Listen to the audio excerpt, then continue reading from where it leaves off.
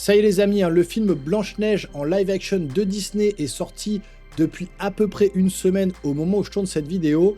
Et donc il est temps de revenir sur le box-office, mais également sur les critiques presse et les critiques spectateurs pour voir à peu près ce qu'ont pensé les gens de ce film. Alors moi, vous avez ma critique sur la chaîne, vous m'avez parfois reproché de plus ou moins donner mon avis sur un film que j'avais pas vu, notamment Toute pour une ou d'autres films Madame Web, voilà, que c'était pas possible pour moi d'aller voir.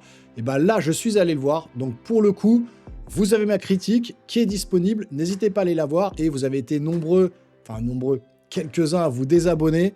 Et ben sans regarder la vidéo, je le vois bien, puisque j'avais mis un titre un petit peu putaclic, j'ai adoré, et immédiatement vendu, ouais, combien Disney t'a payé, on se désabonne, etc. Et quand c'est comme ça, les gars, restez 10-15 secondes parce que c'était un gros troll. Effectivement, j'ai pas dézingué le film, mais c'est pas un bon film non plus. C'est un mauvais film live action, c'est un mauvais film Disney, c'est un mauvais film Blanche-Neige, mais ce n'est pas la catastrophe annoncée, avec toutes les polémiques. On avait fait pas mal de vidéos dessus, on était revenu beaucoup dessus. Effectivement, s'il n'y avait pas eu les reshoots qu'ils avaient prévu de faire, s'ils avaient gardé l'histoire originale qu'ils voulaient mettre, c'est-à-dire enlever le prince, enlever le baiser, mettre des créatures magiques à la place des nains, etc., ça aurait été un vrai naufrage, une catastrophe. Mais là, pour moi, avec les reshoots et la direction qu'ils ont prise, finalement, ils ont frôlé la catastrophe, mais ça aurait pu être bien pire pour eux. Mais maintenant, on va vraiment s'intéresser aux chiffres, on va vraiment regarder si ce film Blanche-Neige est une vraie catastrophe au box-office ou si finalement il s'en sort plutôt bien. Alors installez-vous confortablement, on voit ça tout de suite ensemble sur la chaîne, c'est parti.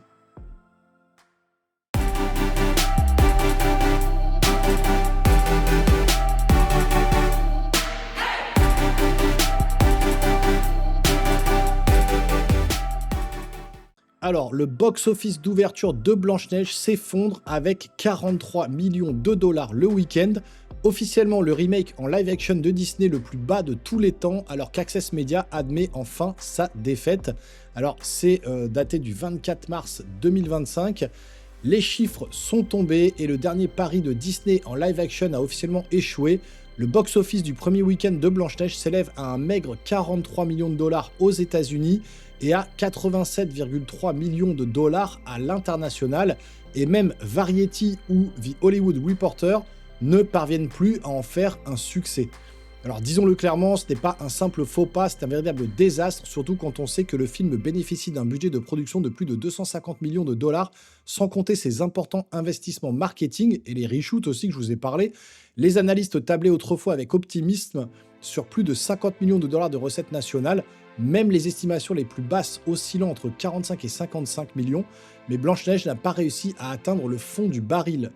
Alors Variety a tout de même tenté de maintenir son cap, proclamant faiblement Blanche-Neige comme la plus belle de toutes au box-office, mais l'article manquait visiblement de la bravade habituelle. Au contraire, les chiffres ont été plus éloquents que les arguments de vente.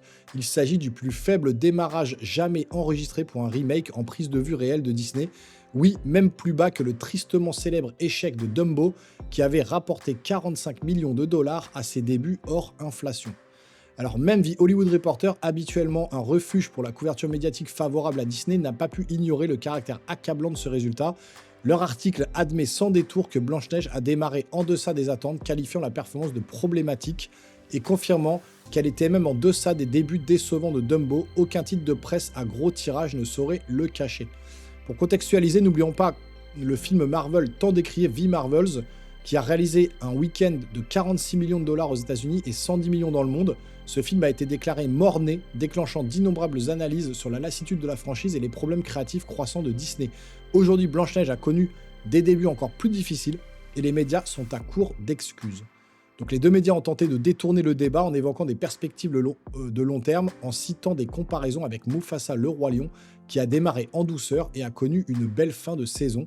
Mais contrairement à Mufasa, Blanche-Neige ne sort pas pendant la période de Noël. Il n'y a pas de long défilé pour les fêtes et l'enthousiasme du public est clairement au rendez-vous. Même le seul argument de repli, le score d'audience sonne creux, un B+, cinéma score, peut sembler acceptable. mais pour un film de princesse Disney, c'est médiocre. Comparez cela aux précédents remakes en prise de vue réelle comme La Belle et la Bête et Aladdin, qui ont tous deux rapporté bien plus de 100 millions de dollars au box-office et ont obtenu de solides scores cinéma-score de niveau A, c'est un net recul. On va revenir sur tout ça, hein. Rotten Tomatoes, IMDb, Metacritic et les critiques d'Allociné. Vous allez voir que c'est flippant quand même, hein. Donc ce qui est vraiment remarquable, c'est que même Variety et Hollywood Reporter ne parviennent pas à esquiver complètement le sujet tabou, les controverses, les coûteuses reprises de tournage et les réactions de public face aux nombreux faux pas de l'actrice principale, Rachel Zegler. Les deux publications évoquent une arrivée du film entachée de controverses et font allusion à la réduction par Disney de sa première, mais on observe un changement de ton notable, moins de gesticulation assurée, plus de reconnaissance discrète que les efforts de limitation des dégâts n'ont pas fonctionné. Au final, le box-office d'ouverture de Blanche-Neige confirme ce que beaucoup soupçonnaient depuis des mois. Le public n'adhère pas à la dernière réinvention de Disney, malgré les multiples tentatives des médias pour le relooker. Ce n'est pas un simple week-end raté, c'est un signal clair que la formule Disney est en train de s'effondrer et aucune couverture médiatique traditionnelle ne pourra la sauver. Alors, il y a aussi un autre article très rapidement là-dessus. Donc là, on était sur le box-office et finalement, c'est encore pire que prévu, les chiffres, hein. Donc les chiffres définitifs du box-office d'ouverture de Blanche-Neige révèlent que c'est encore pire que prévu. Alors finalement, on va pas revenir sur tout, on parlait de 43 millions de dollars, et au final, c'est 42,2. Donc, mais aujourd'hui, les chiffres définitifs du box-office montrent que Blanche-Neige n'a même pas dépassé ce seuil déjà décevant de 43 millions. Quel est le chiffre d'affaires officiel? 42,2 millions de dollars. C'est exact, c'est pire que les estimations les plus prudentes qui ont poussé les médias à justifier le dernier échec de Disney. Les chiffres mondiaux se sont élevés à 85,3 millions de dollars, bien en deçà des 100 millions initialement prévus. Donc c'est un bain de sang, hein, pour le dire franchement, ils le disent, c'est un bain de sang. Donc il a rapporté 42 millions à son lancement aux États-Unis, soit l'un des plus faibles débuts pour un remake live-action de Disney, alors que le film a coûté entre 250 et 270 millions de dollars. Donc au final, c'est une vraie catastrophe, hein. Donc là, il répète un petit peu ce qu'on a dit juste avant. Pour couronner le tout, rappelons que The Marvels a fait 46 millions, donc on va pas revenir dessus. Mais finalement, le chiffre officiel, hein, c'est 42,2 millions de dollars. Alors, on va aller voir sur Rotten Tomatoes. On voit que le tomatomètre est à 43%, c'est catastrophique. Et que le popcorn mètre, donc ça c'est le public, il est à 21% avec 1,6 sur 5 sur Rotten Tomatoes. Donc on est quand même vraiment très bas, hein, dans les statistiques de Rotten Tomatoes. On peut aller un petit peu plus loin avec IMDb qui note à 1,8 sur 10 juste ici. C'est une catastrophe. 1,8. Alors vous voyez qu'il n'y a pas que moi. Et moi encore, je ne l'ai pas explosé le film. Comme certains sur YouTube. Il y en a qui l'ont défoncé, hein. Moi, j'ai été plutôt... Voilà, j'ai voulu rester honnête avec vous et pas vous balancer une critique qui aurait défoncé le film alors que c'était pas une catastrophe, mais c'est un mauvais film. Et là, ça se voit. Donc 1,8 sur 10. Et là, on peut regarder plus loin, hein. Regardez, ça, c'est les notes des utilisateurs dans le monde entier. Donc États-Unis, Royaume-Uni, Canada, Inde, Allemagne. Voilà, ils ont recensé, filtré par pays, hein, pays les mieux notés. Donc c'est quand même les notes les meilleures. Donc au total, on a quand même 84% de notes à 1 sur 10. Ça fait 69 000 votants. 69 000 commentaires, en tout cas. Et on n'a que à peine 3%, donc 2500 à 10 sur 10. Et après, on a des 9, des 8, et même des 2, on a 3800, on a 40. Donc si on prend entre 1 et 2, on est à plus de 88,6% de notes négatives.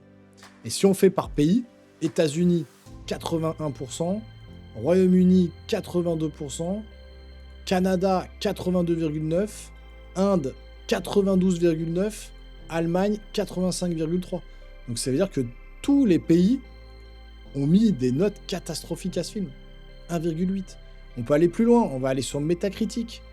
Le Metascore est de 50. C'est une catastrophe basée sur 48 critiques, ça c'est les notes presse. Et les scores utilisateurs, 1,2 sur 892 évaluations. 1,2, c'est une catastrophe. C'est une véritable catastrophe pour Disney. Là, on peut aller voir les critiques vite fait, hein, presse. Bon, Hollywood Reporter, bien évidemment, hein, 90, 83, 75. Et après, on descend IGN, après on descend à 60, 63, 60, 60, 60, 50, 50, 50, 50, 45, 42, 40, etc. 38, 35, 30, 20. Voilà, les notes sont catastrophiques. Et on peut aller encore plus loin. Cette fois-ci, on va rester en France. On va aller sur Allociné. On va regarder les notes qu'ont donné la presse française et les spectateurs français. Donc on est à 1,8 pour la presse sur 5. Et on est à 2,1 sur 5 pour les spectateurs avec 655 notes. Alors on va regarder un peu la presse, ce qu'ils disent. Hein. Voilà. Alors Diverto, alors on va les regarder très rapidement. Donc Diverto, je connais même pas. Dans cette nouvelle version, Blanche-Neige reprend la main sur son histoire en agissant plutôt qu'en subissant et se rapproche davantage des dernières héroïnes de Disney comme Elsa et Vaiana. Entre éléments essentiels du dessin animé originel et modernité, ce nouveau film relève le défi haut la main. Bon, ok. Le journal du geek, Rachel Zegler parvient à faire une performance mémorable de ce qui s'annonçait comme une catastrophe inévitable. Disney a intérêt à la remercier. Son dévouement donne naissance au meilleur live-action depuis Cendrillon et Maléfique. Ouais, faut pas abuser. Ouest France, loin de la déconstruction wokiste annoncée par ses détracteurs, il s'agit d'un divertissement familial qui revisite le conte, pas de quoi s'énerver donc, ni forcément de s'enthousiasmer. Première, portée par de bonnes chansons et un bon duo d'actrices, le dernier live-action de Disney n'est pas la catastrophe annoncée. Écran large, en voyant ce Blanche-Neige bien insipide et sans intérêt, on comprend presque pourquoi le monde entier parle plus des polémiques autour du film que du film en lui-même. La croix, la morale de cette histoire est portée par de belles séquences de comédie musicale joliment chorégraphiées et interprétées par Rachel Zegler et Gal Gadot. Dommage que les actrices surjouent leur rôle comme si elles cherchaient à imiter leur modèle animé. 20 minutes, les enfants méritent de revoir la version de 37 plutôt que ce salmigondi né de cerveau de marketeur hollywoodien. Waouh, la modernité a fait ici plus de mal que de bien. Si la direction artistique est globalement plutôt réussie, ce n'est pas tout le temps le cas et l'on sent une fâcheuse tendance à vouloir faire mode en offrant aux jeunes générations du bling-bling ou de supposées sensations fortes. La nouvelle version du conte des frères Grimm en prise de vue réelle n'ajoute rien au film d'animation de 37. Pire, elle se contente de revisiter sans audace un chef-d'œuvre intemporel. Et on descend encore. Exit l'humour, la peur, la magie, tout est désincarné. Un désastre généralisé. Et donc si on va voir les critiques spectateurs, hein, c'est pas plus glorieux. Hein. C'est pas plus glorieux. Alors on a 102 critiques à 5, 100 critiques à 4, 124 critiques à 3, on a 77 critiques à 2, 67 critiques à 1 et 163 critiques à 0.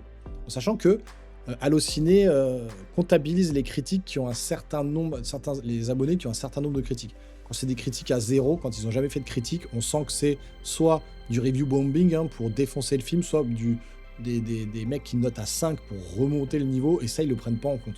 Donc on est sur 2,5. Donc il y a sûrement certaines critiques qu'on n'a pas, mais là on va se baser, par exemple, le premier. Il a 720 critiques, je pense qu'il a vu le film. Quelle immense déception, l'histoire est bien trop éloignée de celle qu'on connaît. Le jeu d'actrice est mauvais, beaucoup trop de chansons à mon goût. Là on a 1537 critiques, on peut faire confiance. Pourquoi cette nouvelle adaptation de ce conte fantastique, après celle de 37 où Walt Disney a été le maître du cinéma d'animation pour ce conte de fées allemand à l'origine? Au global, une comédie qui reste en dessous des attentes, avec des moyens modernes gigantesques, effets spéciaux pas terribles, l'animation pas au niveau, voilà, l'interprétation qui est pas bonne. Ensuite, 70 critiques, comme prévu et pressenti, c'est un très mauvais film. Jen Jarin, 87 critiques, c'est médiocre, mais c'était prévisible car Blanche-Neige n'est vraiment pas un classique Disney adaptable en live action, à moins de faire un truc totalement différent du genre Blanche-Neige et le chasseur. On va pas tout lire, hein, putain, il a mis des pavés. 3 critiques, grosse déception pour ma compagne et moi qui aimons généralement les live action, l'essence du conte original a totalement disparu. Vu le film ce matin et toutes les craintes de ce film avant sa sortie sont bel et bien mises en avant, si ce n'est d'une manière encore pire, le jeu d'acting de Gal Gadot est tellement forcé, elle n'a absolument plus le niveau. Donc voilà, c'est quand même catastrophique, hein. Regardez, ce film est une déception qui ne parvient jamais à capturer la magie de l'histoire, il a 11 critiques, là une critique à 1, 335 critiques à 5. Pour moi, un très bon Disney. Incompréhensible de voir ce flot de haine sur cette œuvre. Bon, rien de comparable avec le bijou animé de 37, et heureusement, voilà, quand même. Vu aujourd'hui avec ma nièce de 14 ans qui a insisté pour le voir, et bien que dire à part avoir perdu notre après-midi, sans intérêt. Merveilleux, splendide, enchanteur, intemporel, voilà comment nous pourrions décrire le conte de fées des Grimm, magnifiquement illustré en 37 par la flamme de tous les rêves Disney. Aujourd'hui, en 2025, tout a changé. Disney ne fait plus rêver, se perd dans un océan d'idéologie sans âme et insipide. Après les multiples polémiques et la désapprobation légitime du public, Disney se noie dans son propre échec. Voilà, on pourrait continuer, il y a énormément de pages, mais on voit que c'est quand même plutôt négatif, hein. 2,5 sur 10, même si là, il y a des notes qui essaient de remonter, mais même si on prend les 0, les 1, les 2, on est à 160, plus 67, plus 77. Voilà, c'est quand même dans l'ensemble assez négatif, et on atteint une note du coup Allociné de 2,1.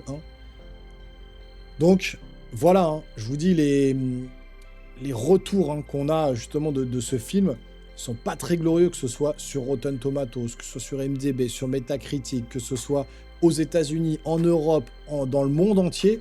Ce film fait un flop monumental. Honnêtement, voilà, on est sur quelque chose qui fonctionne pas. Au-delà des polémiques, au-delà de tout ça, hein, c'est ça qui a un peu détruit le film au départ. Ça sent que le film a été complètement re-shooté, qu'il y a eu des scènes qui ont été rajoutées, les nains en CGI qui sont mal faits. Enfin, je vais pas vous refaire ma critique ici. Je vous inviterai à aller la voir. Et attendez 15 secondes, je n'ai pas adoré le film. J'ai mis j'ai adoré, et au bout de 15 secondes, je troll. Maintenant, je peux vous le dire, la vidéo est sortie depuis une semaine. Voilà, restez, à chaque fois je vous le dis, ne commencez pas à faire des commentaires et à balancer des messages un peu haineux ou en mode « ouais, t'es vendu », etc. Au bout de même pas 5 secondes, ou alors sans avoir vu la vidéo, juste en voyant la miniature, vous venez m'attaquer dans les commentaires. Il faut toujours regarder toutes les vidéos. Je me suis moi-même fait avoir avec certaines vidéos de Merege ou autres, où il avait fait un peu comme ça, j'ai adoré et tout, je me suis dit, c'est pas possible. Je suis allé voir la vidéo et effectivement, il troll au bout d'un moment. C'est du troll, c'est de l'amusement aussi, c'est le jeu de YouTube. Donc restez un petit peu avant d'aller commenter et d'aller déverser votre haine. C'est tout ce que je peux vous dire.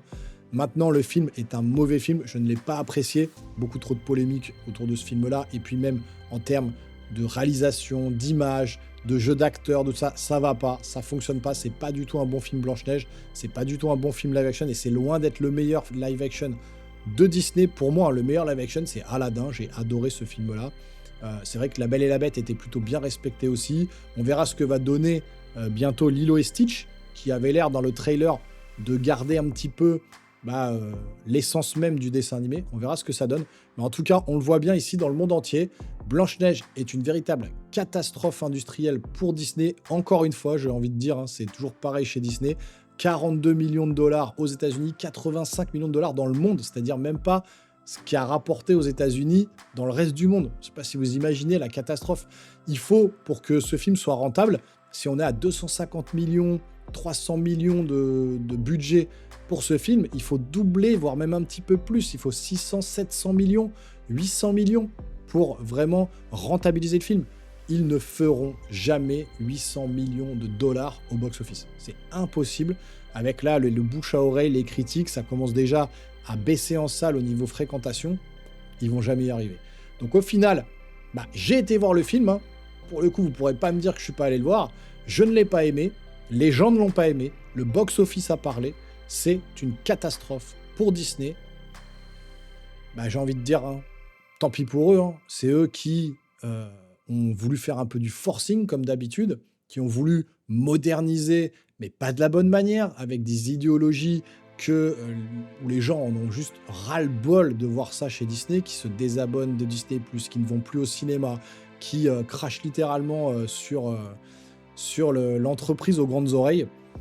Eh bien écoutez, vous me direz, vous, dans les commentaires maintenant, si vous avez vu le film, qu'est-ce que vous en avez pensé? Est-ce que vous trouvez que ce déferlement de commentaires négatifs autour du film, c'est justifié ou non? Vous me direz ce que vous en pensez, tout simplement. Si vous avez aimé cette vidéo, vous n'hésitez pas également à vous abonner à la chaîne, à activer la petite cloche et lâcher un gros pouce en l'air, hein, ça m'aide vraiment. Et nous les geeks, on se revoit très rapidement sur une prochaine vidéo. Portez-vous bien surtout. Ciao, ciao.